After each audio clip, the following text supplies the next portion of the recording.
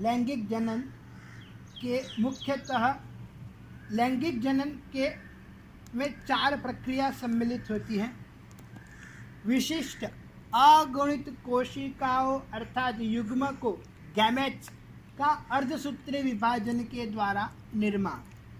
युग्मक जनन युग्मकों में युग्मकों के संलयन से द्विगुणित कोशिकाओं अर्थात युग्मनजों का निर्माण। निषेचन युग्मनजों में बारंबार समसूत्रीय विभाजन से भ्रूणों का निर्माण भ्रूण निर्माण तथा भ्रूणों की नए जीवों में वृद्धि परिवर्धन। इन शॉर्ट हम 4 अवस्था के ऊपर ध्यान देंगे। पहला है गैमेटोजेनेसिस, दूसरा है फर्टिलाइजेशन, तीसरा है एम्ब्रियोजेनेसिस और चौथा परिवर्तन। मतलब युग्मक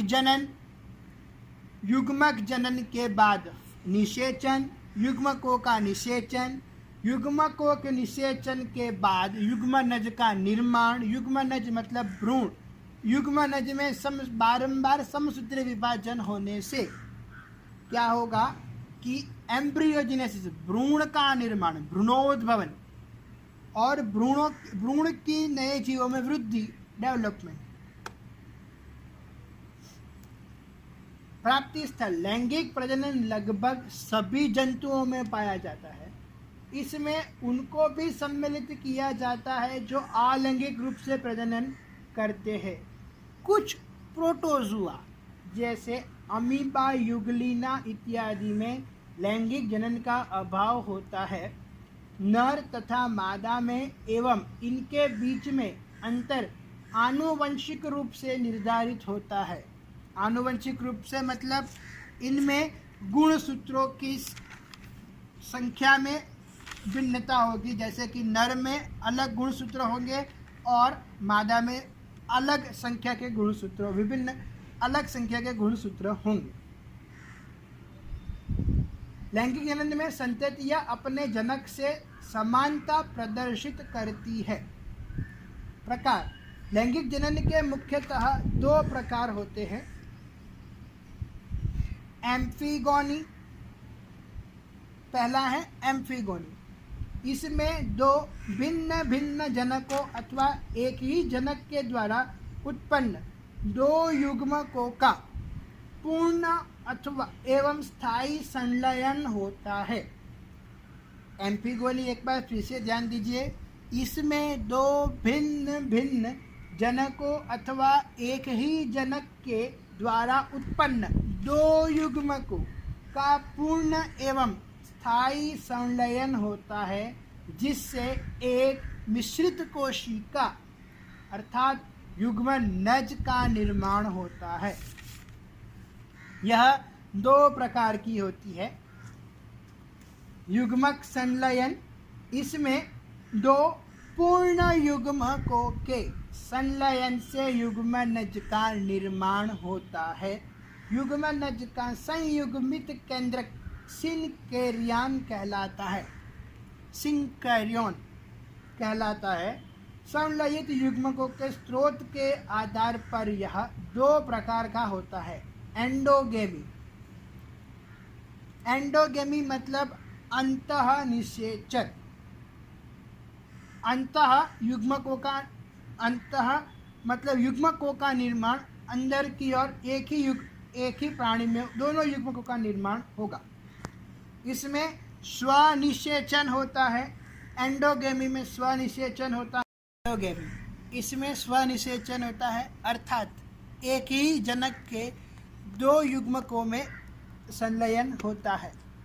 अतः यह एक जनकीय होता है। टिनिया तथा फिताकृमि में पाई जाती है। एक्सोगेमी, इसमें पर निषेचन, एक्सो मतलब बाहर, पर निषेचन होता है, अर्थात भिन्न भिन्न जनकों के द्वारा उत्पन्न 2 युग्मकों का संलयन होता है। अतः यह द्विजनकीय होता है। यह मेंढक, शशक तथा मनुष्य में पाया जाता है। आप एक्सोगेमी का सर्वश्रेष्ठ उदाहरण कक्षा 11वीं के 7वें चैप्टर में पढ़ चुके हैं, जो कि केंचुए में होता है। केंचुआ भले ही द्विलिंगी या हर्मेफ्रोडाइट होता है, केंचुआ भले ही द्विलिंगी या हर्मेफ्रोडाइट होता है, लेकिन उसमें कभी भी स्वनिषेचन आपको दिखाई नहीं देगा। इसमें दो केंचुए का अलग अलग सम्मिलन होना, दो अलग अलग केंचुए का सम्मिलन होना आवश्यक है, जो कि परनिषेचन की घटना है। एक केंचुए के शुक्राणु दूसरे केंचुए के अंडाणु से मिलेंगे तथा दूसरे केंचुए के शुक्राणु पहले केंचुए के अंडाणु से मिलेंगे। यह परनिषेचन की घटना है और यह एक्सोगेमी का सर्वोत्कृष्ट उदाहरण है। समयुग्मी और इसके एक्सोगेमी के दो प्रकार है, समयुग्मी अथवा आइसोगेमी। प्रोटोजुअन्स मोनोसिस्टस में संलयित युग्मक संरचनात्मक रूप से समान होते हैं, मतलब आकार प्रकार सभी में समान। दोनों युग्मक नर तथा मादा दोनों युग्मक आकार प्रकार कद सभी में समान होते हैं। इस प्रकार के युग्मक समयुग्मक कहलाते हैं तथा इनका संलयन समयुग्मन कहलाता है। यद्यपि समयुग्मक संरचना में समान होते हैं तथापि वे व्यावहारिक रूप से भिन्न होते हैं। संरचनात्मक रूप से समान तथा व्यावहारिक रूप से भिन्न होते हैं, जैसे कि फोरामिनीफेरा और मोनोसिस्टस। विषमयुग्मी एनाइसोगेमी और हिटेरोगेमी। मेंढक तथा मनुष्यों में संलयित युग्मक रूप आकार संलयित युग्मक रूप आकार संरचना तथा व्यवहार में भिन्न भिन्न होते हैं। इस प्रकार के युग्मक विषम युग्मक एनाइसोगैमेट्स या हिटेरोगैमेट्स कहलाते हैं तथा इनका संलयन विषम युग्मी कहलाता है। उदाहरण प्लाज्मोडियम तथा वर्टिब्रेट्स। इसमें स्वनिषेचन होता है, अर्थात एक ही जनक के दो युग्मकों में संलयन होता है, अतः यह एक जनकीय होता है। टीनिया तथा फिताकृमि में पाई जाती है। एक्सोगेमी, इसमें परनिषेचन, एक्सो मतलब बाहर, परनिषेचन होता है, अर्थात भिन्न भिन्न जनकों के द्वारा उत्पन्न दो युग्मकों का संलयन होता है, अतः यह द्विजनकीय होता है। यह मेंढक शशक तथा मनुष्य में पाया जाता है। आप एक्सोगेमी का सर्वश्रेष्ठ उदाहरण कक्षा 11वीं के 7वें चैप्टर में पढ़ चुके हैं, जो कि केंचुए में होता है। केंचुआ भले ही द्विलिंगी या हर्मेफ्रोडाइट होता है, केंचुआ भले ही द्विलिंगी या हर्मेफ्रोडाइट होता है, लेकिन उसमें कभी भी स्वनिषेचन आपको दिखाई नहीं देगा। इसमें दो केंचुए का अलग अलग सम्मिलन होना, दो अलग अलग केंचुए का सम्मिलन होना आवश्यक है, जो कि परनिषेचन की घटना है। एक केंचुए के शुक्राणु दूसरे केंचुए के अंडाणु से मिलेंगे तथा दूसरे केंचुए के शुक्राणु पहले केंचुए के अंडाणु से मिलेंगे। यह परनिषेचन की घटना है और यह एक्सोगेमी का सर्वोत्कृष्ट उदाहरण है। समयुग्मी और इसके एक्सोगेमी के दो प्रकार है, समयुग्मी अथवा आइसोगेमी। प्रोटोजुअन्स मोनोसिस्टस में संलयित युग्मक संरचनात्मक रूप से समान होते हैं, मतलब आकार प्रकार सभी में समान। दोनों युग्मक नर तथा मादा दोनों युग्मक आकार प्रकार कद सभी में समान होते हैं।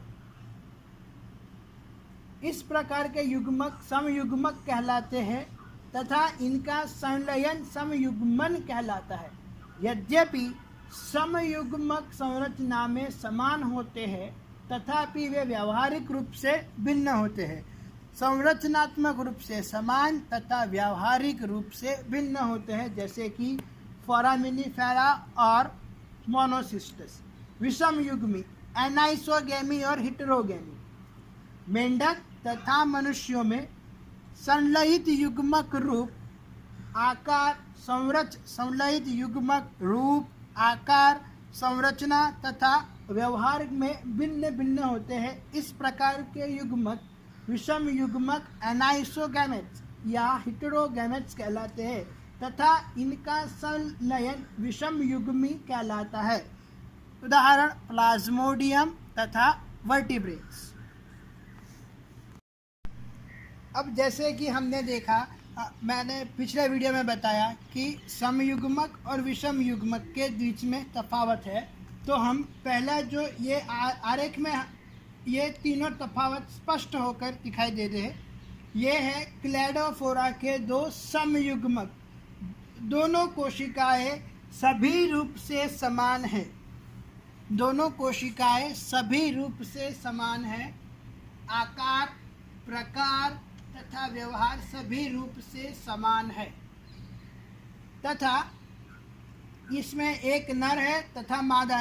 इस दोनों में व्यवहारिक रूप से भिन्नता होगी परंतु आकार तथा प्रकार के रूप में भिन्नता नहीं होगी। अब यह है फ्यूकस, एक शैवाल का विषम युग्मक जो कि हाई ग्रेड या उच्च कक्षा की शैवाल है। फ्यूकस जिसके अंदर ये मादा युग्मक है और ये छोटा सा नर युग्मक है। अब हम मानव में आते हैं तो ये मानव का अंडाणु है और ये शुक्राणु है। दोनों के बीच में स्पष्टता तफावत आप स्पष्टतया तौर पर देख सकते हैं तीनों के बीच में।